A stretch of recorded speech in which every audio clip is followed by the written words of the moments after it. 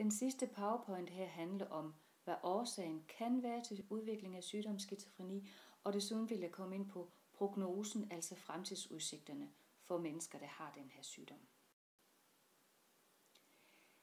Årsager. Her kan vi blandt andet anvende stress-sårbarhedsmodellen til at forklare, hvad det er, der kan ske. Den har jeg arbejdet med under psykosebegrebet allerede, så derfor vil jeg ikke bruge så meget tid på den her. Men det er vigtigt at være opmærksom på, at der kan være flere faktorer, der netop kan være med til at udløse sygdom. Det kan være en form for biologisk sårbarhed, hvor vi snakker genetik, altså arveligheden, kommer jeg mere tilbage til. Der kan være en vis form for psykisk sårbarhed, at man har nogle traumer med sig, og det kan være noget, det kan være stressende eller belastende faktorer i ens hverdag, for eksempel at man er blevet arbejdsløs. Og den her, det er den, der er fra side 82 i psykiatribogen.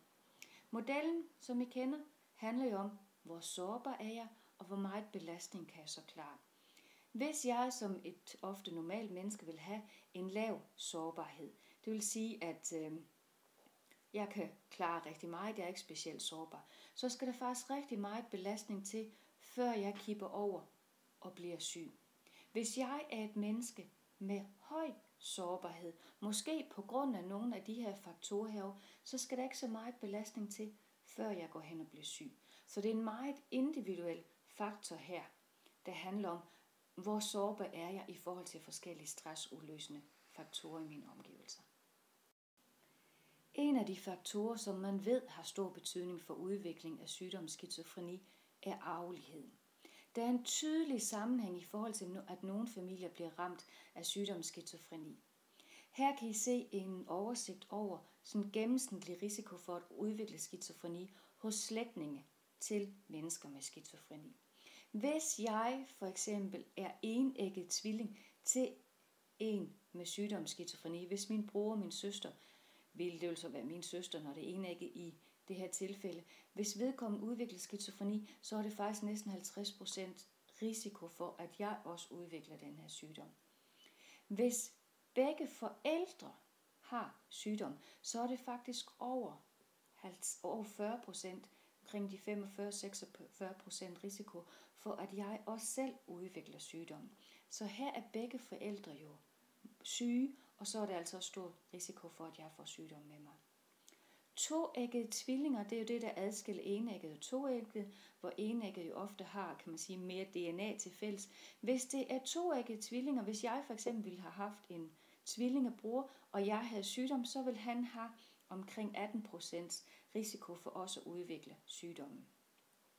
Hvis en af mine søskende har sygdom, så er jeg nede omkring 12-13%. Det samme gør sig gældende, hvis kun en af forældrene har sygdom. Det vil sige, heroppe er det begge forældre, og her er det den ene. Hvis jeg er en nevø eller niece til en person med sygdom skizofreni, så har jeg også omkring 5-6% risiko for at udvikle sygdom, hvor i den normale befolkning er den det plejer at sige, ligger omkring 1%. Så der er ingen tvivl om, at arvelighed spiller en rigtig stor rolle i udviklingen af sygdommen. Der er dog andre faktorer, som kan spille ind, og det her det er taget fra lægehåndbogen. Det anslås, at 65-85% af risikoen for sygdom har genetisk grundlag. De nøjagtige genetiske mekanismer er hovedsageligt stadigvæk ukendte, men nyere forskning har afdækket flere genfejl, som synes at kunne påvirke fejl i dopaminstofskifte. Nu er det jo sådan, at selvom jeg kan man sige, er i risiko for at udvikle sygdom, at jeg har nogle genfejl med mig, er det jo ikke sikkert, at jeg udvikler sygdommen. Sådan skal det ikke forstås. Så man kan sige, ja, hvis jeg har generne i mig, som ikke fungerer optimalt, så har jeg en risiko. Men der skal andre faktorer til, at jeg hele tiden starter med at udvikle sygdom. Men man arbejder i disse år rigtig meget med at se på generne, altså det genetiske materiale. Så er det tale om psykosocial belastning under opvæksten. Det kan være omsorgssvigt eller stressende faktorer. Man ser også på graviditetsproblemer. Og for eksempel manglende ilt under fødslen viser sig, at senere kan give skade, som faktisk kan udvikle skizofreni. Ligesåvel som man har en teori, og husk det er en teori om, at det kan være skadeligt for fosteret, hvis kvinden for influenza i anden eller tredje trimester, altså i anden eller tredje del af graviditeten. Så hvis man har været forkølet her, er det en lidt forhøjet risiko for, at barnet udvikler skizofreni. Infektioner og underernæring i fosterlivet, det vil sige anemi og jernmangel hos moderen i svangerskabet, mener man faktisk også kan have indvirkning på udviklingen af sygdom. Så er det faktisk danske undersøgelser, der viser, at det at være født i en by, København for eksempel Aarhus, fordobler risikoen for at udvikle skizofreni. Og det tyder på, at der åbenbart er flere ukendte faktorer, som har betydning for udviklingssygdom, end vi umiddelbart har vidst. Den sidste, jeg lige har med, det er, at hvis faren faktisk er ældre end 50 år ved barnets fødsel, så øges risikoen for skizofreni, specielt hos døtre, viser forskning. Men igen, det er mange individuelle faktorer, der har betydning for, hvem der udvikler skizofreni. Når vi nu taler om udvikling af sygdom, så er det faktisk noget, der kaldes forvarselssignaler, som man vil kunne se forud for udbrud af sygdommen. Varigheden kan være fra uger til flere år. Det er igen meget individuelt. Men det man vil kunne observere, det er en ændring i følelseslivet. For eksempel, at man bliver mere tilbagetrukken. Man er ikke så let at engagere i socialt samvær. Manglende interesse, aftagende initiativ, man deltager ikke for eksempel i sportsliv, nedsat lystfølelse, har ikke lyst til at være sammen med andre, depressive symptomer og en tendens til at isolere sig. Så man kan gå ind og se på, er det nogle af de her tegn, som går forud. Faktisk er man begyndt også at undervise folkeskolelærer i de her tegn, fordi det er ofte i slutningen af folkeskolen, at de første måske vil vise tegn på de her sygdomme. Og så skal I være meget opmærksom på, specielt hvis I er teenagemødre, eller fædre, symptomerne kan være vanskelige at skelne fra den normale udvikling. 80% af alle unge kan have lignende symptomer. Det er varigheden heraf. Så hvad det er en normal teenageudvikling herover skal ses som et normal udvikling, men hvis der er noget, der fortsætter og står på i længere tid, så kan man begynde at se på, er det noget, vi skal være ekstra opmærksom på. Så er jeg fremme ved prognosen, det vil sige det, der handler om, hvordan kan man regne med, at forløbet bliver. Tidligere, der var det sådan, at man sagde livslang invaliditet og indlæggelse.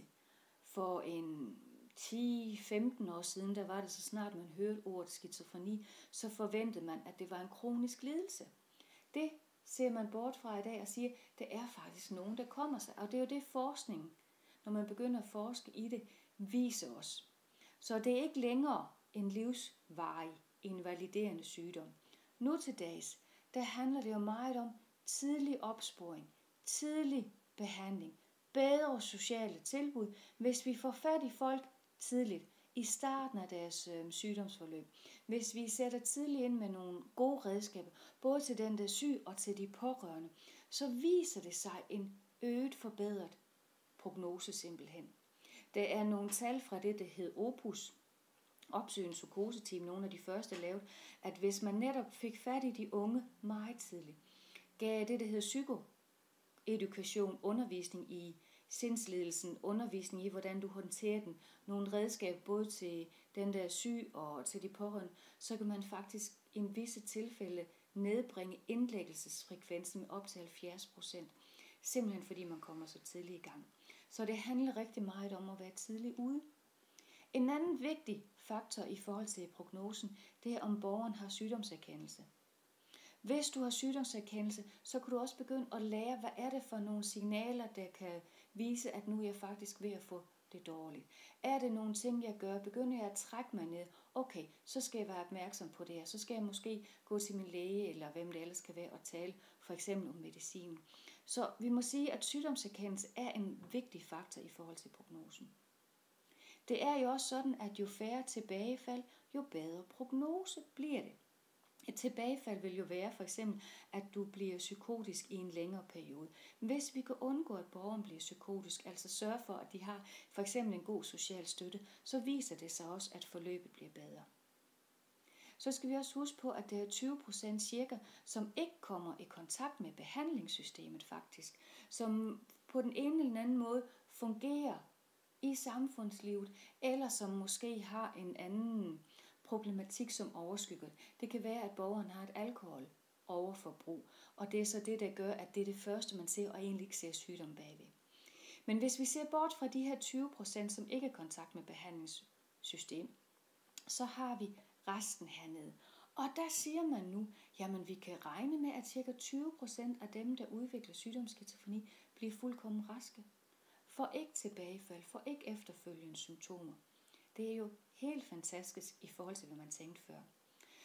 Og det er jo det begreb, der hedder recovery, som I får mere om. Så har vi jo det, at man kan have 30% har mindre funktionsnedsættelse, og 30% for mange tilbagefald og faldende funktionsniveau, og 20% bliver kronisk psykotiske. Så i modenderne har vi dem, der bliver helt raske, og dem, der kommer ind i et kronisk forløb. Man kan sige, at dem hernede er jo ofte dem, som I vil se, for eksempel ude på plejecentrene eller i bostederne, som er inde i et kronisk forløb, og som har brug for, kan man sige, meget støtte i hverdagen. De her to, det er jo det, der kommer og siger at komme sig helt, og herned og komme sig delvis. Det vil sige, at du for eksempel jo godt kan tage din medicin og have små symptomer, men samtidig kan klare et faktisk forholdsvis aktivt hverdagsliv. Det er nogle af de små film med Camilla, som er lagt ind, som kan være tegn på det også. Så det er altså prognosen. Her er et skematisk oversigt over det, som er taget fra Psykiatrifonden. Her skal I se, at det her, det er dem, der næsten bliver helt raske, ikke også? Altså som får et enkelt psykotisk periode i deres liv, men som ellers kommer til at klare sig rigtig godt.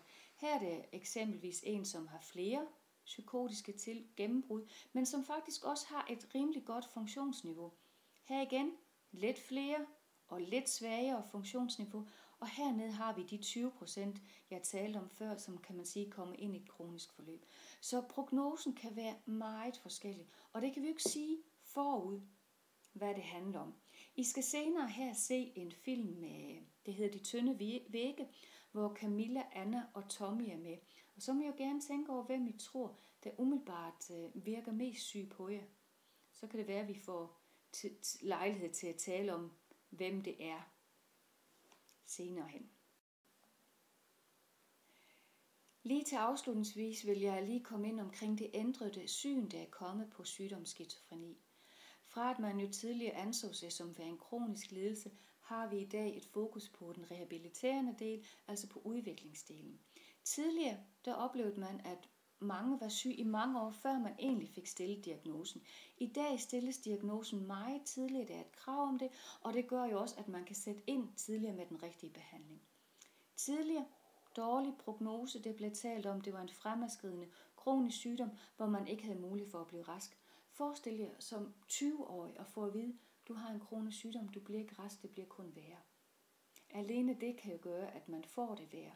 Nu taler vi om, det er en bred prognose, som vi lige har set i foregående slides. Der er forskellige faser, vi skal igennem, men der er bestemt mulighed for at komme sig. Tidligere var årsagen, sagde man meget, det var dårlige forældre, og specielt moren. Og morens tilknytning til det unge menneske var i fokus.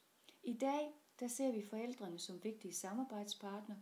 Vi går ind og ser på stress-sårbarheden, har en forståelse af, at man kan være et sårbart menneske, og så kan det være forskellige stressorer, der går ind og påvirker, så man bliver syg.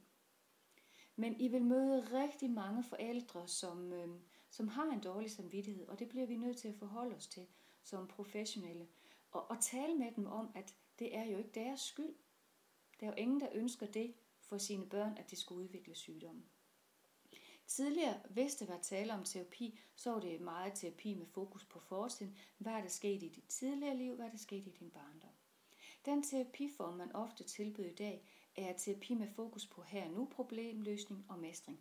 Og det er faktisk meget den kognitive tilgang. Så det handler om, hvordan har du lige nu? Hvordan skal vi forstå din situation? Hvad kan vi gøre? Hvad skal det til for, at du kan mestre den her situation bedre? Og lige til sidst medicinen. Tidligere traditionelle antipsykotika, mange bivirkninger. I dag er typisk antipsykotika og færre bivirkninger. Så der er i dag et ændret syn på sygdom, som igen er med til at afspejle, at der er nogle udviklingsmuligheder, og det er utrolig vigtigt, at den sindslidende med sygdom skizofreni og de pårørende bliver informeret herom.